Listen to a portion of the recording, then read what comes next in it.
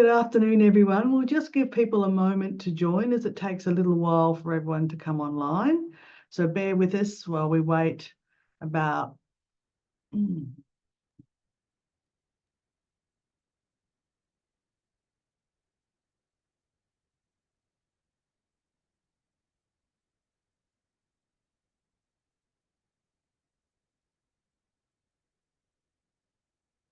Terrific. Can I encourage you to also, if you're here with us already, pop in the chat. It's great for us to know where you're from. So that is where you're physically located. If you know which country you're on, do share that with us. And also where you're from. If you're representing a community group or an organisation, lovely to hear who's on the call today. So pop into the chat and start saying where you're from. And yeah, if you know which country you're on and you can add that in, that's terrific. And we'll be starting in about 30 seconds.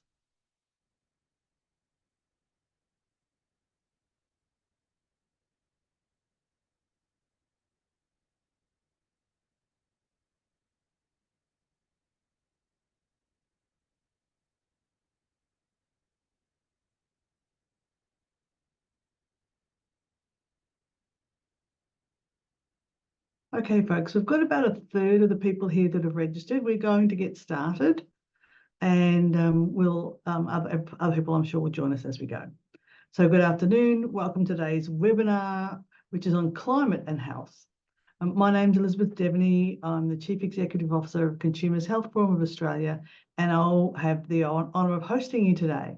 And as usual, our webinar will be recorded and available for replay on our YouTube channel. As we start, I would like to acknowledge the Ngunnawal and Ngambri people as the traditional custodians of the land that I'm joining the meeting from today. I would like to acknowledge their elders, both past and present, and also any future leaders. I'd also like to acknowledge and respect their continuing culture and the contribution they make to the life of this amazing city, Canberra, and the region. I'd also like to acknowledge and welcome any other First Nations people who are attending on the webinar today. So now on to the webinar. I'm sure it won't come as a surprise to anyone on today's webinar that health consumers are very interested in the link between a changing climate and how it impacts on our health. Not only that, but consumers also want to know and understand how the increase of natural disasters impacts their ability to access healthcare if they live in an area that might be affected by a flood or a fire. Over the last decade, we've really seen an increase in the amount and severity of natural disasters. How often have we heard people talk about these once in 100-year climate events? So it's no wonder that health consumers are interested in this, because we're living through this all together. And for people with complex and or chronic health conditions, the impacts of climate change can be even more serious. In today's webinar, we're going to do a few things. First, we're going to hear from Assistant Minister for Health and Aged Care, the Honourable Ged Kearney, about the government's National Health and Climate Strategy. Then we're going to have a panel discussion with some really amazing guests, and I'm looking forward to introducing you both to Emma Bacon and Dr. Aletha Ward, who are working every day in their response to climate and health from their community and health practitioner perspectives, respectively. As always, we're really keen to hear your thoughts. So make sure you send your comments and questions through the chat. So you can say where you're from, which we said is a great thing to do at the start of the webinar. If you like something that we're talking about, feel free to use the virtual claps and parties or sad faces, whatever it is you like to do with the various emoticons. If you've got a comment to add it into the chat. And towards the end, we'll have an opportunity for questions from our panelists. So if you've got some questions, pop those in the chat too. So let's get on to our first guest, Assistant Minister Ged Kearney. Minister Kearney is leading the government's response to climate and health. And during COP last year in Dubai, she launched Australia's first ever national strategy into climate and health. She couldn't join us live today due to some scheduling issues, and she was very disappointed. She would like to be here in person. So instead, I sat down with her in her Melbourne office last week, And here's what we said.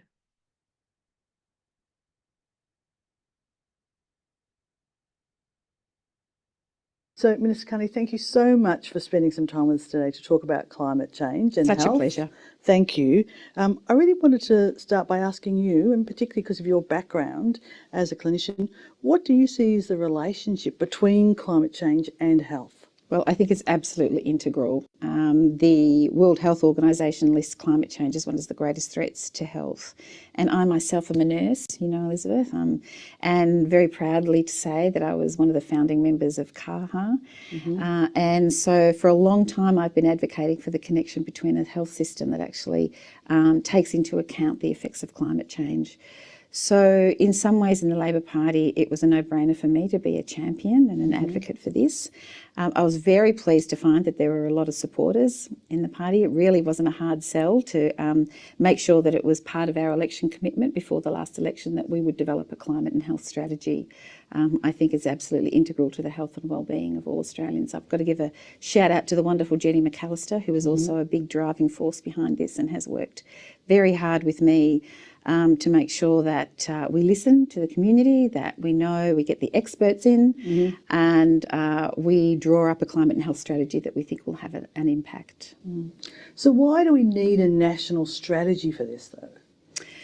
Well, good question. We are a federation, as you know, and I think you will find that in different states there's different levels of activity, there's different policies, there's things happening at an individual hospital level, there's things happening amongst, you know, doctors for the environment, nurses for the environment. There's all lots of little things happening where there's growing awareness that we need a climate and health strategy.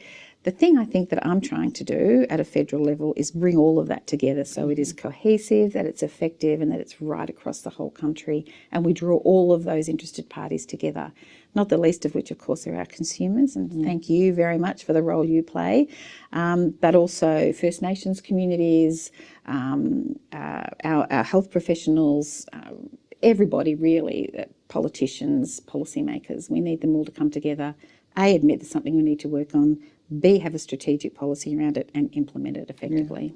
So it was launched last year at COP. How did it come over? What did people say? It was great, I've got to say. It was a bit of a whirlwind. I actually went to the COP, which was great to start with, and we held an event where I launched it, and I was overwhelmed. We had a huge number of people there from all walks of life, from different countries. And it was, I've got to say, very, very well received. I was delighted that we had the Luicha Institute there. We had First Nations Ambassador. We had policymakers from the Pacific area, particularly our neighbours who, as we know, are quite affected by climate change. So it was very well received. And then coming back home, we'd done a lot of work with stakeholders, as you would know, because you were part of that. And there was... People were generally very supportive of the strategy. It's a good beginning. Yes. A good beginning, which is what I heard a lot of, but it's certainly comprehensive and I think covers all bases. So very well received back home as well. Yeah, that's terrific. So hot day today in Melbourne. Yeah. What's this summer taught you really about how we should be managing climate change and its impact on our health? Well, the strategy goes to 4 areas, and I think it's kind of helpful to bring that in at the moment. So the first thing, talking about heat waves, is to make sure that the health system is set up to deal with a climate changing environment, if you like. Does our system know how to deal with the health impacts of climate change, heat waves, floods, tropical diseases moving south, anxiety about climate change? So what the strategy suggests on that score is that we do a vulnerability, capability and adaptation assessment. Lots of words in there, but basically we look at the system, is it fit for purpose in a climate changing world? So that's one of the things. The second thing, of course, is that the health system is a major emitter. So how do we decarbonise the health system? I think some reports say it's between 7 and 9% of all emissions comes from the health system, which is extraordinary. Yep. So we need to decarbonise.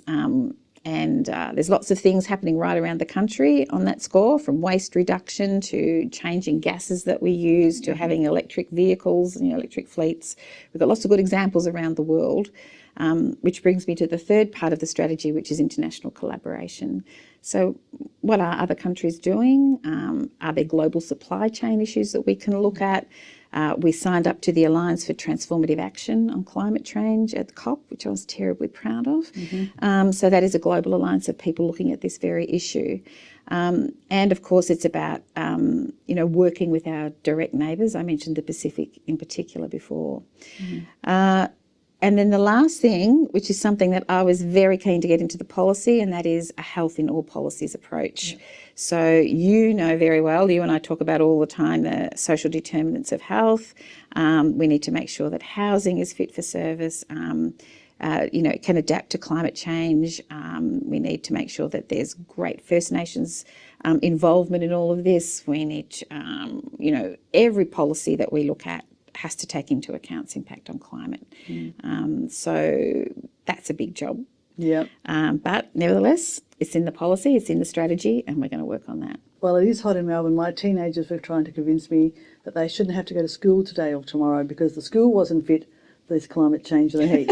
I told them that my mother never let me have a day off school for heat, and they weren't likely to get one either. Well, good for them. But I did reflect that, just because we've put up with some of these things in the past doesn't mean we should continue down that track. So there may be hope for them yet. I hope they don't watch this. So you've talked about the strategy in its sections and really what it looks to the healthcare sector to do. What can consumers do? I mean, how do we manage our health given climate change? Well, first of all, I think really be involved in the discussion.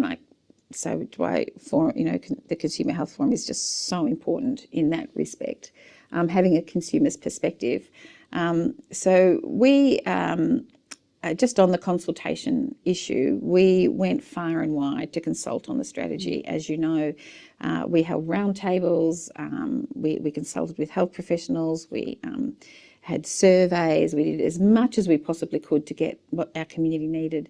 And it varied from things like you're saying, like what do we do in extreme heat events? What do you do if you're homeless?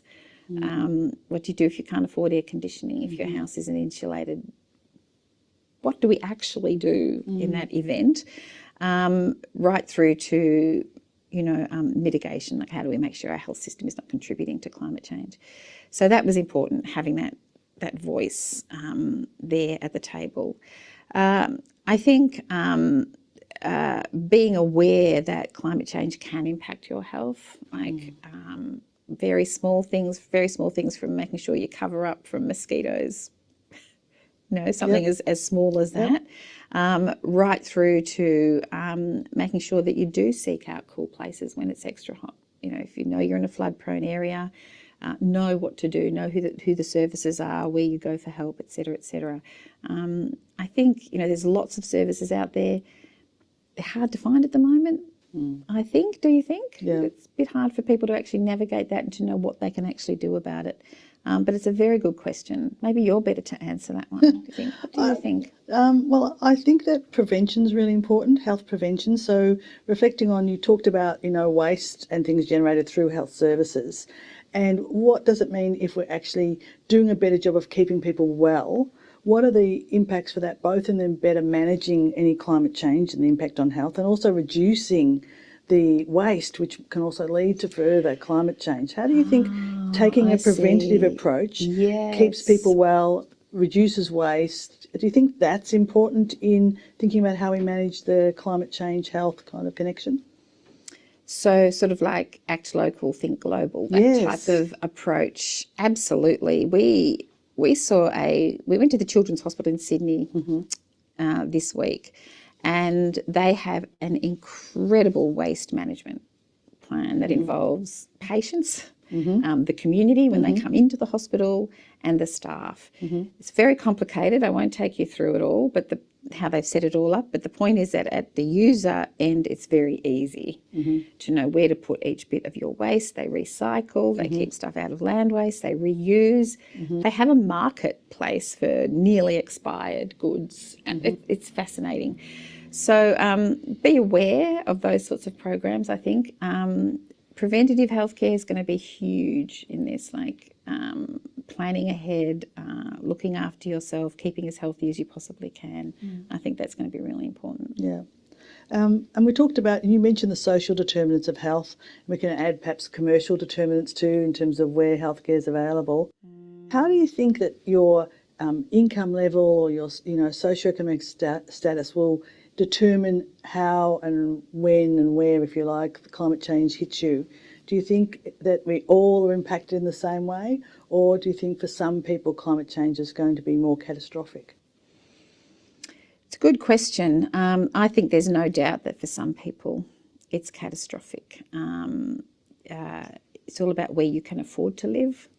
And often they are in least protected areas. They might be in low-lying areas, for example. If you're in flood-prone areas, you may not be able to afford to insulate your house or keep your house cool. I think, absolutely, there are people that are more vulnerable than others. There are some aspects of climate change, of course, that affect everybody. Migration of tropical diseases and cyclones, etc. But definitely, I think there's a socioeconomic impact that needs to be taken into account in the strategy. Yeah. So, what would you say to people who perhaps are struggling with some of the issues you've just raised? What are the things maybe that are within their control that they could manage? Like I would say, what can you do to keep yourself healthy? Because the healthier you are, the better that you'll be able to manage this. But you might have some other ideas about how do you manage if your income can't be fixed overnight? What can you do? Well, the government's very aware of the cost of living pressures on households right now. And I think you and I were talking about before, it's really important for people to know, for example, if they reach the safety net on their medications, that from then on in it's free. You don't have to not, stop buying your medications. But the government, as you know, has introduced some wonderful measures very recently in the health space to help with cost of living. We've tripled the bulk billing incentives, so we've just seen some data to show that that has stopped the free fall in bulk billing rates, and in fact has increased fairly significantly in rural and regional areas, which is great news. We have the 2 monthly, the 2 scripts for the price of one. You don't have to go to the doctor every month or go to the pharmacist every month to get your script. You can get double scripts now. It might be 2 months, or it might be 6 months, or it might be a year, depending on how often you get a script. We have introduced hour-long sessions for GPs, so you can actually spend a bit more time at the doctor, and the doctors get remuneration for long consults.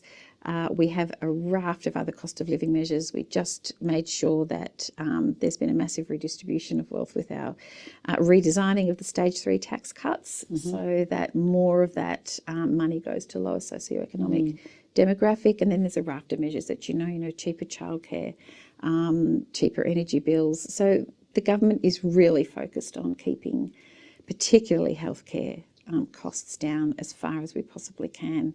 We're starting to see the benefits of that.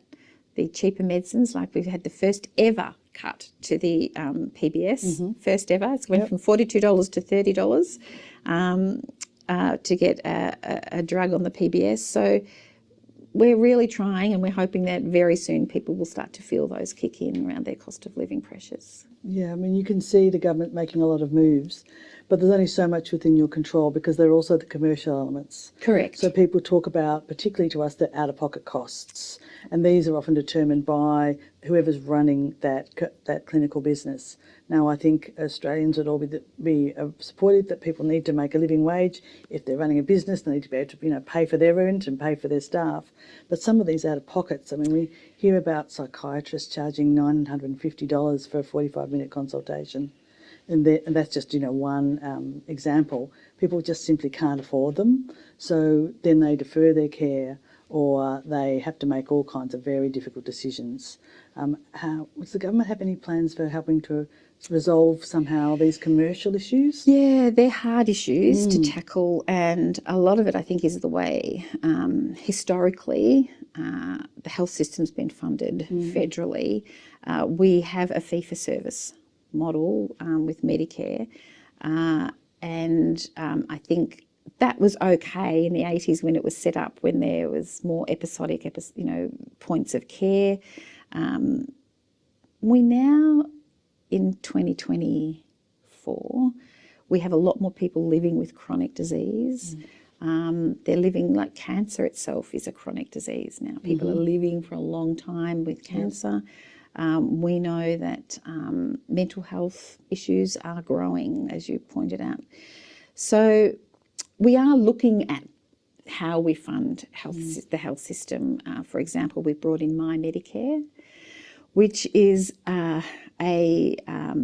it's a way to sort of block fund a primary health care provider to care for someone with a chronic disease. So you get block funding. It takes away that type of episodic care. They still get their episodic MBS item number for every visit, but we're trying to encourage a change in how the system works by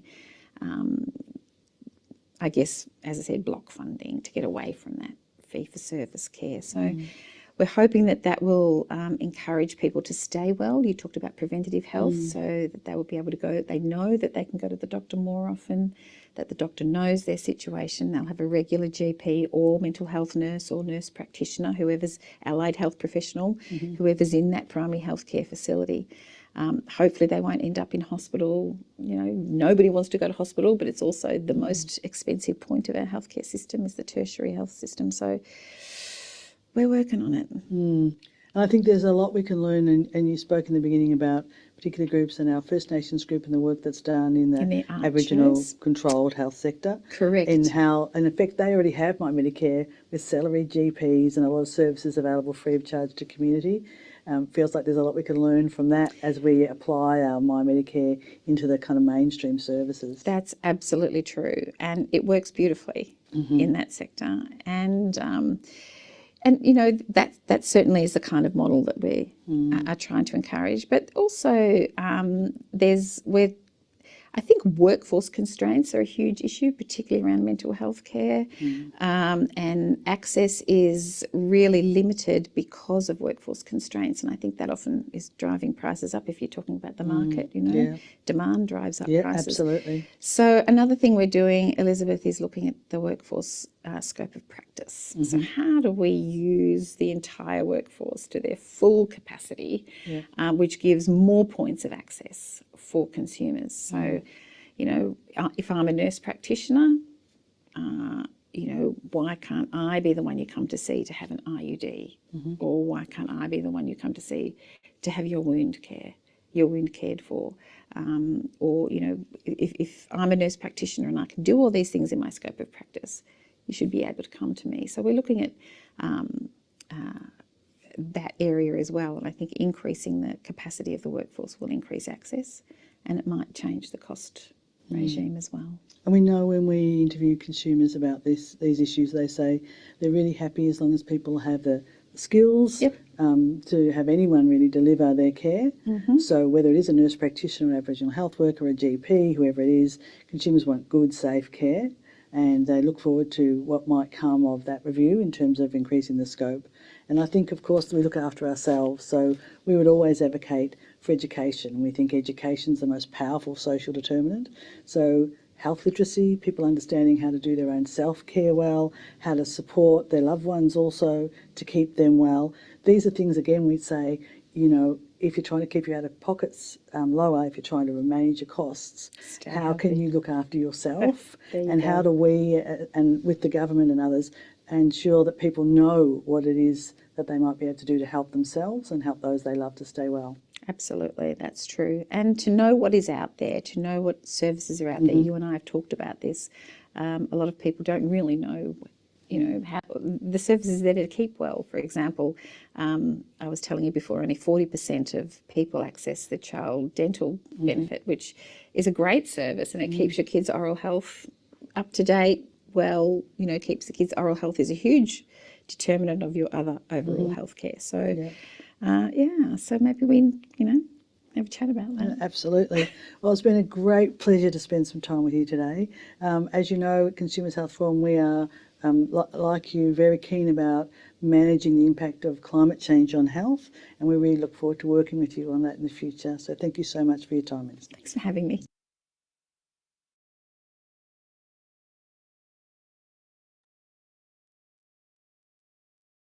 Okay, well, that was our interview with Minister Kearney, and it was a pretty long interview. I hope you enjoyed it. My first attempt at sitting across, like doing my impersonation of a talk show host. So let me know how I went. I know it was a lengthy interview, so I just might recap some of the main points. So the Minister clearly agreed that there is a link between climate change and health, and that it's important for the wellbeing of Australians. She did say that the national strategy is trying to bring all the current affairs together in a coordinated way to recognise, okay, we have an issue here, how we're going to mitigate that issue, how we're going to implement the solutions. When I asked, does our health system know how to deal with the climate change and the consequences?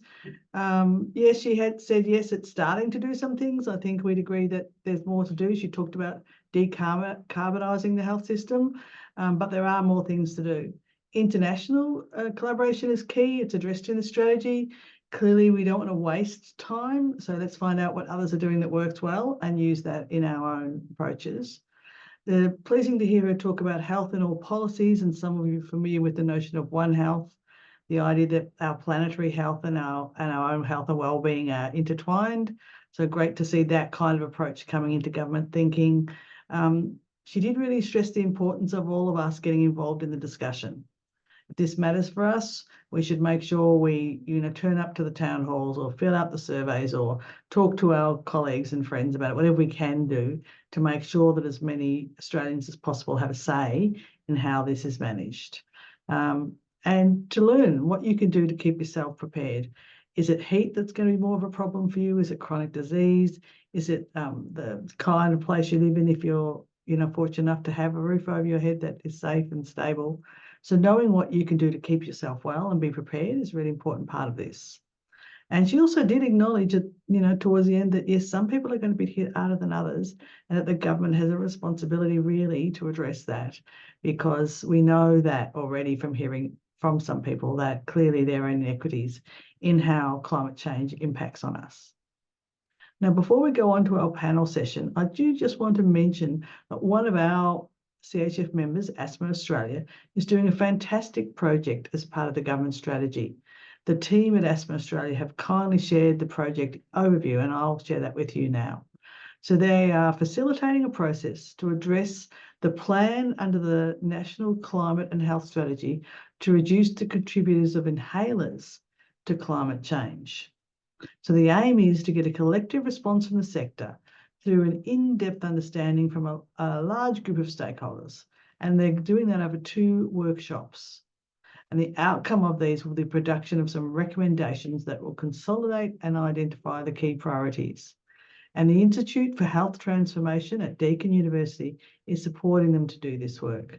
The first workshop, which was held in November last year, brought people together to produce a systems map around the factors that influence traditional successful transitions to lower emissions from inhalers, and looked at, what's the best way to tackle that. And the second workshop, which is in March this year, will further refine the potential actions generated from the first workshop and look at developing a process for implementing the actions. So this is getting those thoughts, ideas into action and inform the recommendations for the Australian Government's National Climate and Health Strategy.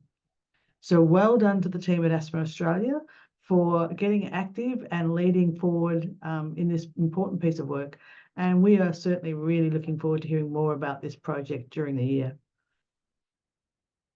So now we'll move into our panel discussion, and I'm really delighted to be joined by 2 experts, Emma Bacon and Dr. Aletha Ward.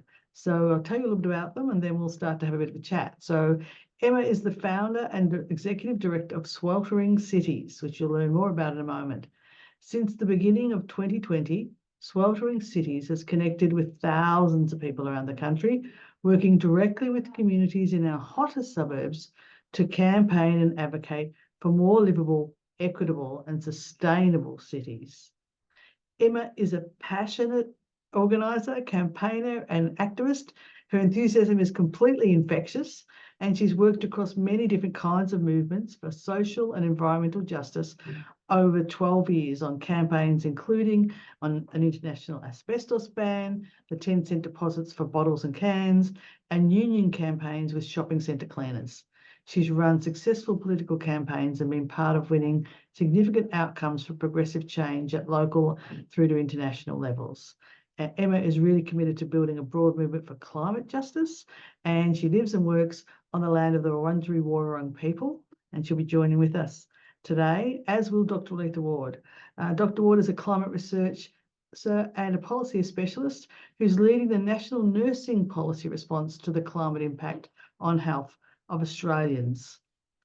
So she would want me to say she's a proud nurse, I'm sure, and is the climate health representative for the Australian Primary Care Nurses Association. She's also the chair of the Climate Health Faculty and the outgoing chair of the Emissions Reduction Policy Chapter of the Australian College of Nursing. Aletha co-founded and served as the inaugural chair of Climate Action Nurses, aimed at mobilising the nursing workforce in advocacy, policy, research and education in climate change. And her expertise was further recognised when she became the first nurse in Australia to be called as an expert witness at a Senate committee hearing on climate change and intergenerational equity earlier this year. Aletha's academic achievements, include a Bachelor of Nursing, a Master's of Business Administration International, and a PhD in Social Health Policy. This comprehensive educational background equips her with a robust framework to advocate for healthcare reform and to empower both healthcare professionals and the wider community in preparing for the impacts of climate change on health. So Aletha brings also some terrific insights and expertise and is at the forefront of the climate change conversation in health. And we're really looking forward to her contribution today. And Aletha's coming to us from the lands of the Jagera people. So we want to hear your questions. I can see there's a few comments in the chat. If you've got questions for our panelists, do pop them into the chat. I'm going to start by asking them about the interview to give you a moment to think of your best question and to pop it in the chat. So Emma, I'll start with you first and try and get a bit of a community response to what you heard from the Minister in that interview. What caught your attention? Thanks so much, Elizabeth. I think that it was a really great interview to see, like, firsthand from the Minister, her reflections on the strategy, and sort of also her reflections on the reaction to the strategy, which is really interesting and something I hadn't seen before. I was really pleased at the beginning, and I think this has come through with the launch in COP, that they are committed to being connected to international efforts, because in lots of ways, there are other countries that are quite far ahead of Australia and looking, or other communities, other experts are looking at the health impacts of climate change. So that was really good to hear. Something that really stuck out to me was the question, is our health system set up for the health impacts of heat waves or climate change, things like that? I think that's a really important question that is dealt with in the strategy. But my question is, like, is this government prepared to take a whole of government response to reducing the health impacts of climate change? And that is part of the health in every policy call to action. I think that's really important. But also, like, so much of the work we do is about those social, economic, environmental determinants of health. So, if you live in social housing and you can't access aircon and you can't do really simple energy efficiency upgrades like put on a screen door. If you're on Centrelink and you have to leave the house to go to mutual obligations during a heat wave, otherwise you get payments cut off. Is this government willing to, stop all use of coal and fossil fuels in order to prevent the health impacts of climate change? That's the question I sort of ended up with. Like, great to see the strategy. How do we do that health in every policy approach to really get to the heart of it? Because otherwise we're fighting an uphill battle. Fantastic. And Aletha, can I ask you to join in too? I'd love to hear your thoughts as a nurse and a researcher as well. What did you think of the interview? What came out for you? Look, Ged Kearney has certainly been a champion in this space. However, politically in the last election was very much driven by that climate change concerns. However, I don't think the major political parties realised it at the time. But we've certainly seen some steps forward that have been made. It certainly gave a strong signal to the political parties that climate change is a real priority. And as I've been looking at the chat as well, as per Rachel's comments in the chat, young people are becoming very climate literate now and calling for actions. So I think, the majority of politicians and political parties are now starting to understand the intersection of climate and health. And the National Climate and Health Strategy is a great step forward. However, can I say that the National Climate and Health Strategy must be funded, or else this is just a great document. And, Ged was also talking about, the vulnerability, capability and adaptation assessment. That is urgent. And she also indicated, we are a large emitter as the healthcare sector. Like, paradoxically, we create the climate issues, but also care for those most impacted. So we do need to address that. One thing I'd say is, she spoke about health in all policies approach, and I would agree with Dr. George Frith's comments in the chat there, that there is no urgency to phase down fossil fuel projects. I mean, that is actually about the health of Australians. And I also think, in the climate health strategy, more specifically, I don't think it fully identifies how the largest and most geographically dispersed healthcare workforce, which is nurses, can really be leveraged to push that strategy forward. And, when we're speaking about things like scope of practice, we know if you can utilise the, most geographically dispersed healthcare workforce, and as long, can I say, with an extension of telehealth, that's a very powerful way to start decarbonising the sector. And I guess last comment would be, I think it's so important that the consumer voice is listened to in the implementation of the strategy, and it's done with people, not to people, particularly the most vulnerable of society, including, older people, First Nations people, people from lower socioeconomic backgrounds, people in rural and remote Australia. But, this has been a good step forward. Fantastic. Now, both of you have taken great initiative in starting movements, if you like, both from the community and the health practitioner sector. It'd be really great to get an understanding from both of you about why you decided to get involved in this in the first place. So, Emma, perhaps we can start with you, and perhaps you can tell us where Sweltering Cities came from and what led you to start it. Thanks for that great question, because sometimes I really, when I'm deep in the admin required to run a small organization, I wonder, why do we do this? But it is extremely worthwhile. So we started Sweltering Cities, myself and a very supportive group of people around me, just over 4 years ago now. And the reason why we started it is because we've been having these conversations with people who were just feeling really severe impacts of extreme heat, and clearly that it was getting worse and worse. So these are people in Penrith, in Western Sydney, who had experienced, extraordinarily high temperatures. Around the time we're starting it, we reached 48.9 degrees in Penrith, which is a truly deadly temperature for people in such a densely urban packed area to be experiencing. I spoke to people who were telling me, my daughter and I, we just can't afford to turn on the air conditioner. And so on summer days, when it gets really hot, we'll just wait till we feel really sick with heat, and then we'll go and sit in the car for a couple of hours with the aircon on. And stories like that just stuck in my mind. And I would talk to people who were in the environment movement or in social justice areas and say, guys, I think this is a thing.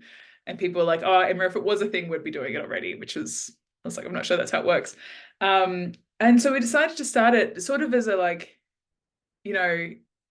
someone's got to, sometimes you can't sit on the sidelines, and you've got to actually do the idea that you've been telling people is a good idea.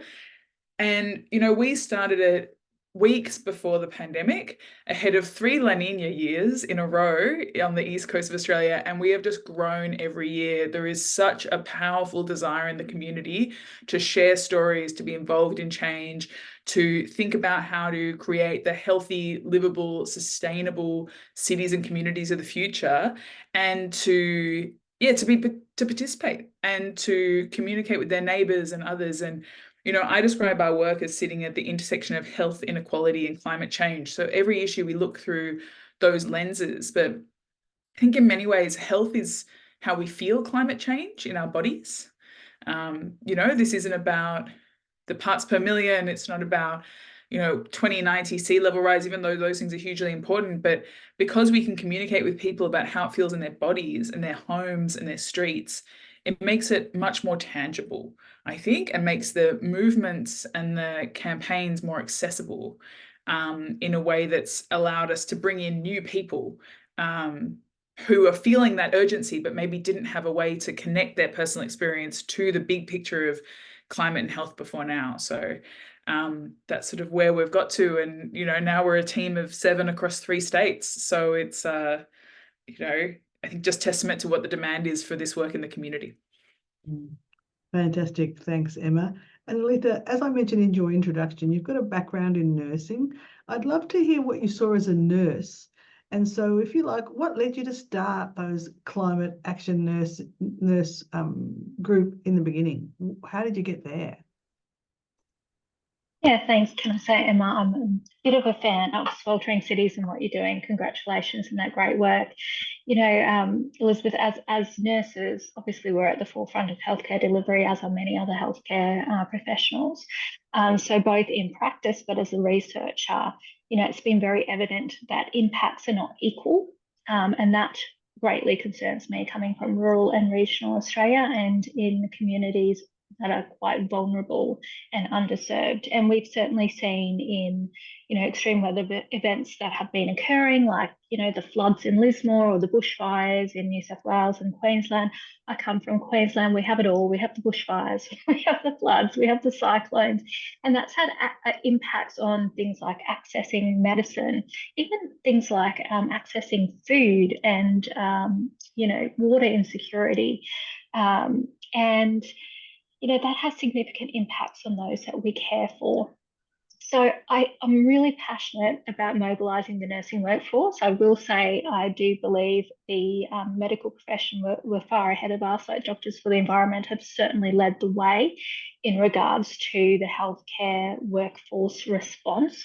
And nurses, you know, we've got over 400, I think it's about 430,000 nurses in Australia. Time to step up. So I've been there trying to put a rocket under our nursing workforce, and we certainly are. We've now got, you know, sustainability nurses and a lot happening in this space. And when I started in this space about 5 years ago, there was barely a whisper. So that gives me a great deal of comfort and confidence going forward to know, you know, we are on the right path, I think, but there is a sense of urgency. And I think it's about, you know, we need to make sure that we're preparing our healthcare sector, our facilities, our workforce, but also, you know, our households and our consumers, so that, you know, what is in our control can be prepared. Thank you. That's great. Emma, I'm going to come back to you. Sweltering Cities does the big summer survey. Can you tell us a little bit about what the survey does and what kind of responses you're getting from communities? Sure thing. So actually today is the day we've closed our 2023-24 summer survey. Probably should have left it open until after this session, to be honest, in order to capture any extra responses. But this is the 3rd round we've done. And the purpose of the survey is to gather experiences, stories from across Australia and really get a much better understanding of how people are feeling the heat in their homes, with their health, with their you know, local experiences. And the purpose, you know, the strategic purpose of this is not just to tell those stories, because, you know, one of the pillars of our work is trying to, you know, sort of disrupt the problem where, you know, it's a heat wave and yet the front page of the paper is people at the beach. That doesn't tell the heat health impact story. Heat waves are our biggest killer of any environmental disaster, and it's not a day at the beach for everyone. So we're trying to get those stories to share. But we also want to collectivize the impact. So, you know, what I mean by that is often heat waves, like we feel it as a personal problem. You know, it's that I can't afford to turn on air conditioning. I'm worried about my parents. You know, I don't want to leave the house and have to, you know, go and run errands because it's too hot. It's like, you know, a problem people feel by themselves. But if we can demonstrate to people by telling stories that they're not alone, that like they're not the only person who's thinking like, I'm really concerned, you know, about my neighbor. I'm really, you know, worried about sleepless nights and what that's doing to my mental health. Then we can help people see that this is a big problem that requires big structural, ambitious solutions, not just, you know, put a wet towel on the back of your neck. This year we've had, last time we did it 2 years ago, we had a focus on renters and sort of brought in more of a discussion of mental health, which was really fascinating and very important. And this time we are focusing more on cost of living impacts, and on how people respond to those acute heatwave moments. And the cost of living side of things has been quite harrowing to read, to be honest, around the country. You know, one of the very early responses in Perth last year in December, I remember reading someone saying, you know, last year it was so hot and you know, in order to run the air conditioner a little bit longer each day, I cut down on groceries and how much petrol I would put in the car. And this year it's worse. And I think we are a rich country. Like we are a rich country. And the fact that there are people around the country saying like, if I turn on the aircon so I feel a little better in this like deadly heat, when I go to the supermarket, I can buy like less food and or medication or see friends or things like that. And I find that that type of story is intended to shock, because it should be shocking. We should not be putting up with this. And that's what the summer survey is revealing this year. That's just fantastic. We're all looking forward to hearing seeing the report or hearing the key messages that come out of it when you finish your analysis. Aletha, if I come back to the health system now for you, having worked in there and still working there, of course, how do you think the healthcare system is prepared to keep delivering services during a natural disaster, such as the ones we've been talking about today? Would you give it an A, a passing C? Where do you think it's sitting right now? I think I might be shot if I answer that question, but can I say we're making headway? However, we are still, in my opinion, quite underprepared. I've just done an analysis of actually the preparedness of the nursing workforce in primary healthcare, and we're really coming up lacking. You know, and I certainly, can I say, I agree with Emma that we certainly need that structural systems solutions, but which includes the healthcare sector, but I would also encourage, you know, consumers to, you know, do those personal solutions as well, including things like, you know, if you're getting evacuated to evacuation centres, we've seen people at evacuation centres with significant chronic health issues. And we know that the healthcare services often cannot get there. So I guess, and I'll come back to the healthcare sector in a second, but I guess, you know, for people who've got considerable health issues, this is about, you know, very much planning early, and ensuring that, you know, knowing that potentially they cannot rely on the healthcare sector during an extreme weather event, unfortunately, that they need to, you know, keep medications in enough supply, that even after the initial extreme weather event, there might be supplies that are run out through medications and even like food, particularly if people are on special diet, you know, keeping medical records and medical alert information there. So I think we don't have it sorted, and we do need to work in partnership with consumers to ensure that we're prepared as a whole. And, you know, obviously our facilities are often ill prepared in infrastructure, as well as technology impacts of extreme weather events. I mean, some of these things are really extreme, like what we've seen in WA with, you know, electricity going out and you know, even phone lines going out. So how do we seek help when we're like that? So we really need to strengthen that significantly. The other thing that I'd say there, certainly as a nursing workforce, and this is healthcare workforce in general, we are not only going to be caring for you in extreme weather events, but we personally will be impacted, which may mean that we may or may not be able to get to facilities to assist you. that also means that we will be traumatized as well. So we need to take into consideration, how do we mobilize a workforce and in the best available way to be accessible to support people in extreme weather events. That was almost a politician response. There was no ABC. I might have to go to politics. Could be your next step in your career, you never know.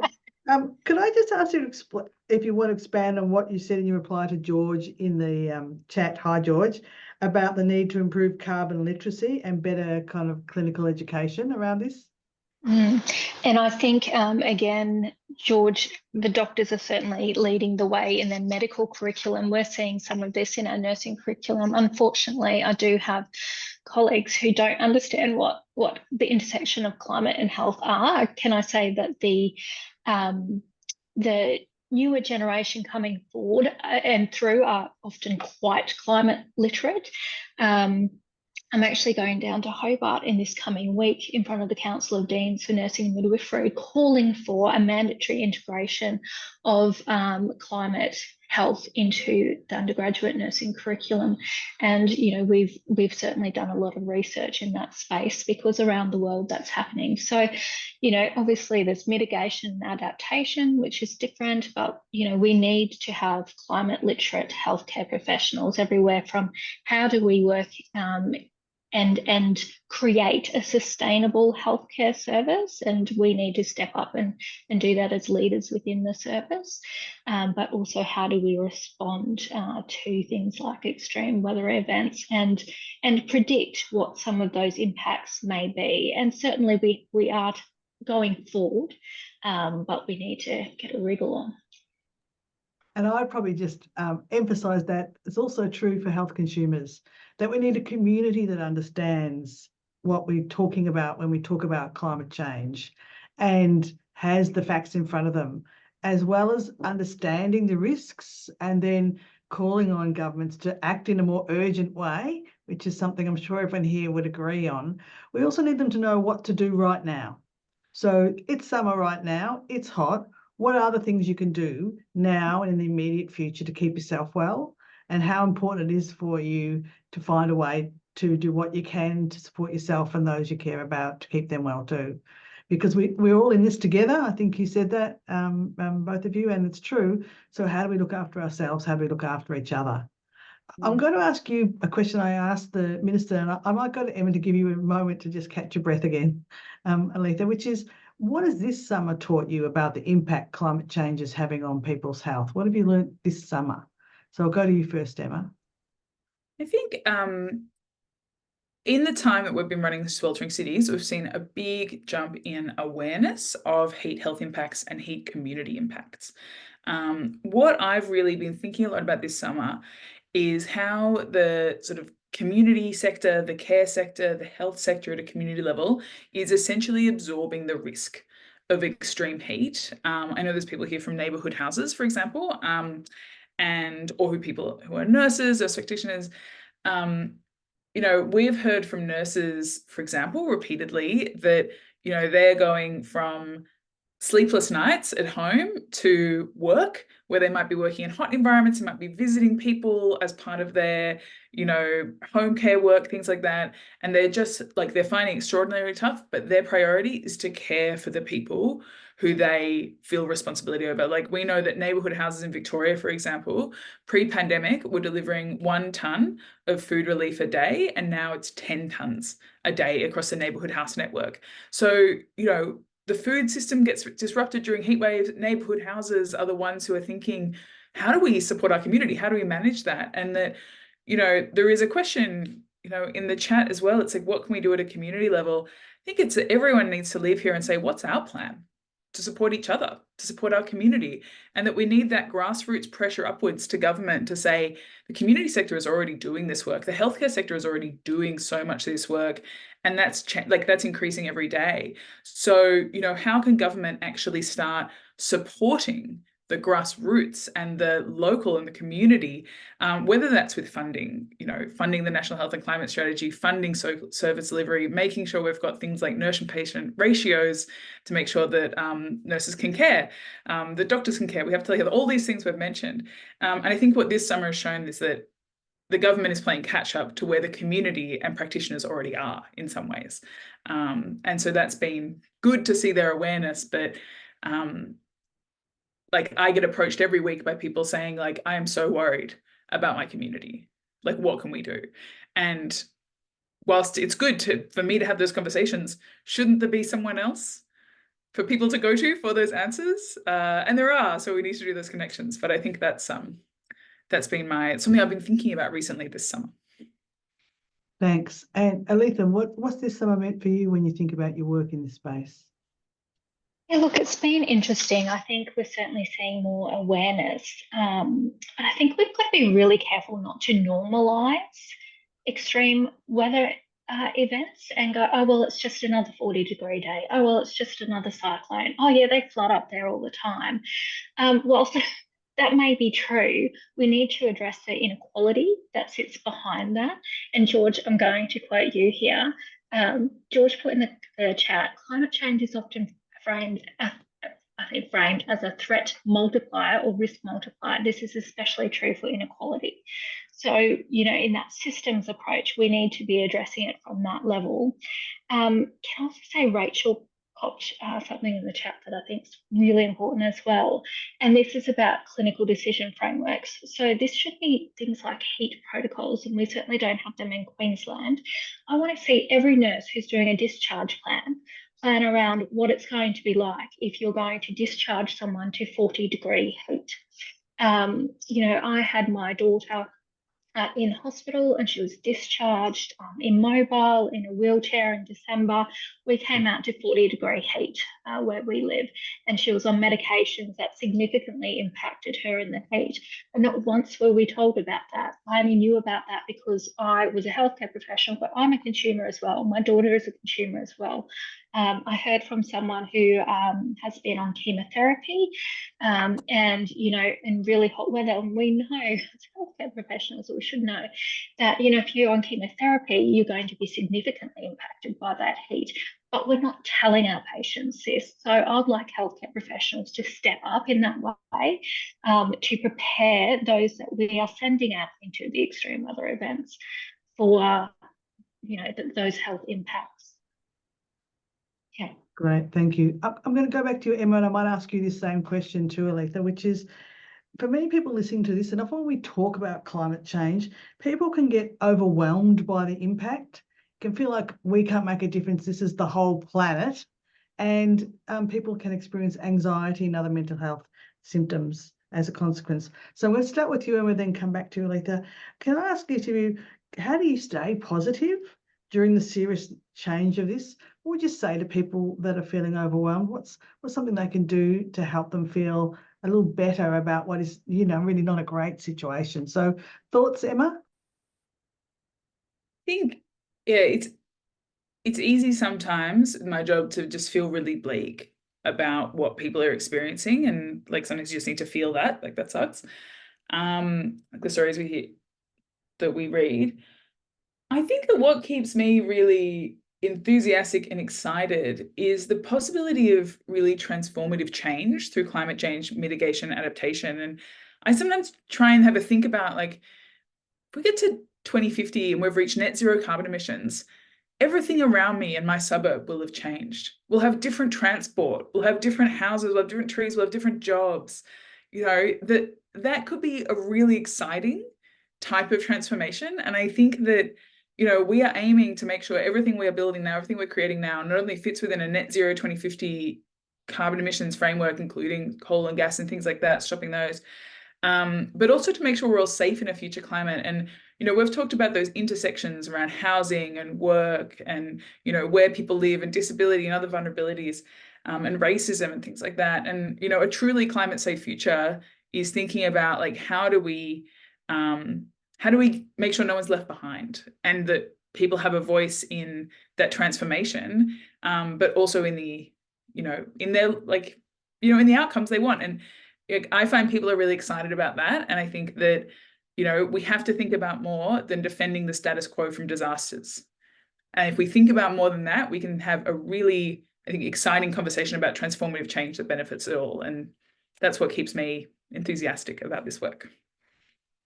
Thanks, Emma. And what are your thoughts, Aletha? Actually loved hearing Emma's thoughts there. It was great. And, in this space, it can be somewhat daunting at times. In fact, when I talk to my children who are in their 20s about what I do, they're like, stop, you're giving me anxiety. And I understand that. But I think, we've made huge steps forward, which is great. I've been in this space for under 10 years. And just in the last 5 years, it has just it's moving at pace, which it needs to. It needs to get a bit more pace about it. But, we've had significant impact already. There's also been huge reductions in poverty. And I'm not saying that we don't have significant poverty now, but huge reductions in poverty over the last number of decades, both around the world and in Australia. And as new technologies come on board, that's the opportunity to transform. Can I say, when my comment about poverty, I'm also saying we need to do a lot more to address poverty and standards of living to prepare people for the climate impacts. So I think if there was a takeaway message, I would say, prepare. My kids call me a prepper because I will make sure that my daughter has all of her scripts there. I will make sure that, the insulin that she needs, we can have some way of refrigerating that when the power goes off. And I think it's also about looking after other people and not leaving someone behind.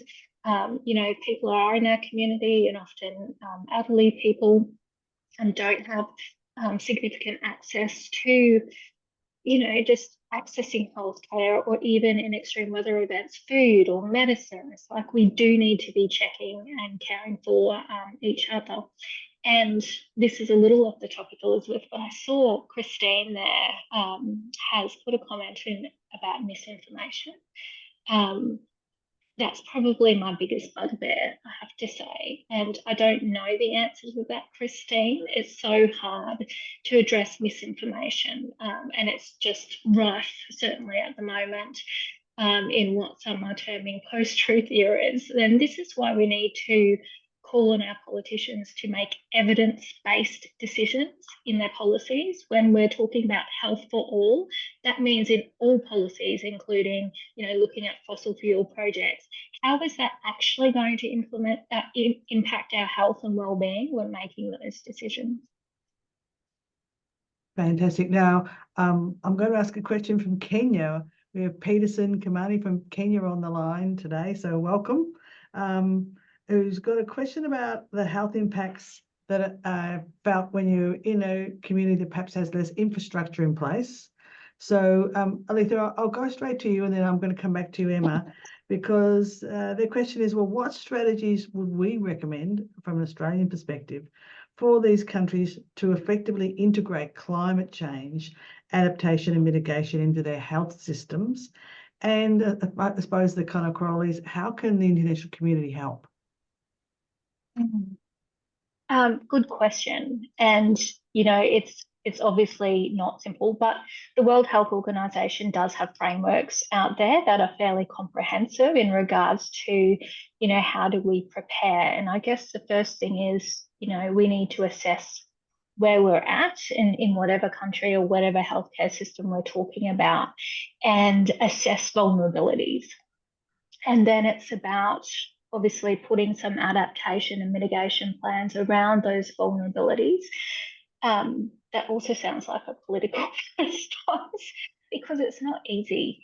And I do think that the international community does have a responsibility to step up and assist other countries who are often, must I add, the lowest emitting countries, who are impacted mostly by what we are doing as the highest, we're one of the highest emitting countries on earth. So we have a responsibility to step up. We're already seeing countries such as the Solomon Islands, even up in the Torres Strait in Australia. It's those communities that are being impacted.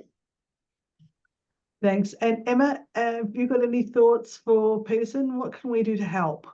Yeah, I would say, in Cape Town in South Africa, they are one of the, I think, 7 cities in the world that has a chief heat officer, which is run by an international network of people who are looking at, what can we do at an urban level to address extreme heat impacts, build climate resilience, things like that. So I do think that there are some really inspiring international networks, local programs, and that I would strongly recommend looking up the Chief Heat Officer program, and also to see if is that something worth advocating for locally, and to build on that experience in the African continent with Cape Town to say, are there other places where that type of model of intervention, that type of model of local leadership could apply? From an international perspective, at the last COP, I think we had the discussion of the International Loss and Damage Fund, which has come up again and again, of saying how can the big polluting countries like Australia and the US and other places contribute to helping countries that are less responsible adapt, but who are feeling the severe impacts. And I think that something that we can do in Australia is demand that the Australian government contributes more.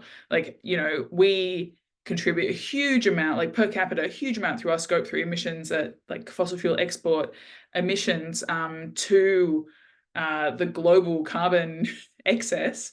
And so we should be really committing far more. And to people might correct me, but to my memory, after COP, the Albanese government said we're actually not going to be donating to that. We're going to give it directly to the Pacific. And whilst I think we should definitely, give to the Pacific, we should also be thinking about, we have a global responsibility. So that's something we can do from here, is say Australia should be a leader in commitments to the Loss and Damage Fund because of how much we contribute to carbon emissions. Great, thanks. So there's another question now about what are the roles of peak organisations? I can speak about CHF, but more broadly, peak organisations involved in health and other equity matters in putting this issue at the top of their list and advocating more strongly for change here. So Emma, I might go to you first because you're still not on mute, and then I'll go to Aletha. What do you think the role is of these other organisations like ours to help make sure that this stays on the agenda? Yeah, I think that there are peak bodies, there are consumer bodies that have a lot more access to ministers and politicians and the departments than some of the smaller organisations. So Sweltering Cities, we can ask to meet with the minister, and we end up talking to a staff member, and it's really productive, but it's not the same as having that ear of the government as much. And I think that just making sure that no matter which leader that you're talking to, no matter which politician, decision maker, head of department, saying that we expect you to be dealing with climate change. We expect you to have an answer. And it is at the moment true that no state or territory has a good heatwave plan. The federal government doesn't have a good heatwave plan. If we look at last year in Europe, 60,000 people died over summer in Europe due to the extreme heat. And there is no reason to think that something like that, and an Australian scale, couldn't happen in the future across multiple states and territories at the same time. So I think asking, saying we expect you to have a proactive approach to climate mitigation and adaptation, and to be able to answer that in the meetings. And whether it's, I know Asthma Australia has done great work on this, lots of other organizations, but just because you don't have climate in your name doesn't mean that climate's not an issue. And so that's what I would suggest. Great, thanks. I'll just mention something, and I'm going to come to you, Aletha. I think that for peak organisations like ours, this is a really important issue, and I would add that it is for many others too. Often because of our small nature, it's difficult for us to get together and coordinate ourselves in such a way to have a bigger impact. There are ways to do it, and I think we could all look at ways of doing that more effectively, simply by sharing our language and our key messages. And I'm going to ask you that question. I think, Aletha, in terms of the rest of the clinical community, what can they do? Do you think that needs to be more prioritised? I think I know your answer there, but also how can we bring the clinical community together to say this is a high priority for all clinicians and it needs to be addressed by government? Good question, and I think that goes back to your question beforehand. That is through peak bodies and professional organisations. That's certainly where I've been most active in the last 5 years. We know that peak bodies have been have influenced that climate health strategy. For example, Australian Primary Health Nurses Association and Climate Action Nurses did put in that joint Senate submission. We were asked to be a witness in that Senate hearing, as were people like Doctors for the Environment, who've been at the forefront of this, influencing policy. Australian College of Nursing, they wrote a white paper that has very much impacted this space. The ANMF are very, very influential in there. And so I think it's about political advocacy from our professional bodies. I think that healthcare professionals need to be engaging with our professional bodies. If I'm a member of the professional body, I jump up and down until we're heard to go, this is actually a significant issue. And I think it's very important now going into, certainly I'm from Queensland, so we're going into a state election cycle, and very shortly after that we'll be in a federal election cycle. I think us as healthcare professionals and us as consumers need to be asking those who represent us to put this at the forefront of their decision making. So I've got a last question for everyone. I'm going to ask Emma and Aletha, but I'm asking everyone on the call as well. And my question is really, if you could go to the government now and ask them to do one thing right now, what is the single biggest thing that you'd like them to do today? So the minister's looking at this, thinks it's fantastic, as she looks at the chat, sends it to the cabinet, national cabinet, to say, these people know what they want. These are great ideas. We should look at this and put it in the budget in May. What's the one thing that they really need to do? So pop those in the chat and they'll be very helpful to us. And I'll go to you first, Emma, then I'll come to you, Aletha. What's your one thing that you think government needs to do right now? Emma, what do you reckon? I think the health in every policy, expectation should be something shared with every department and reported at at cabinet meetings, to say, you've made this commitment, to say the Department of Employment, what does that look like for you? And to have an answer that spreads down through the department, so that every staffer, every person knows that there should be an expectation of health in every policy, and climate in every policy as well. And I would add on a mini other one, which is, if you're going to have a strategy, commit to funding it. National Adaptation Plan, the Health and Climate Strategy, the National Climate Risk Assessment, commit to funding the outcomes. So sorry to be cheeky and do two. That's okay. I won't charge you for the extra one. Aletha? Emma, you stole my thunder, because I'm going to say two things. A, health in every policy, let's get serious. And B, fund the strategy. Great strategy, just fund it. My gosh, they must be really good ideas if that's both. Absolutely. And I can see in the chat people putting in there one thing. I know it's hard when we give you one, but the point is to really focus your attention, and we go back to the Minister's office and say, people loved the interview and these were the things people want. We need some punchy things to say, this was what everyone wanted, these three things.